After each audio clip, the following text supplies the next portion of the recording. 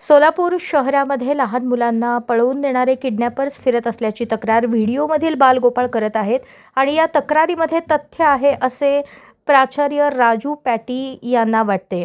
कारण विद्यानगर क्रमांक 1 मध्ये काही बंगल्यांमध्ये CCTV कॅमेरे लावले आहेत. त्याचे चित्रीकरण मिळेल की नाही माहिती नाही, परंतु आम्ही प्रयत्न करू. एखादी घटना होऊ नये म्हणून सतर्क राहणे हा उत्तम पर्याय आहे. तरी सर्व सोलापूरकरांना विनंती की आपल्या आसपास तोंडावर मास्क, टोपी किंवा हेल्मेट घालून अनोळखी इसम, स्त्रिया दिसल्यास पडताळणी करून त्यांच्या हालचालीकडे लक्ष दिल्यास घटना घडणार नाहीत. या गोष्टीची गांभीर्याने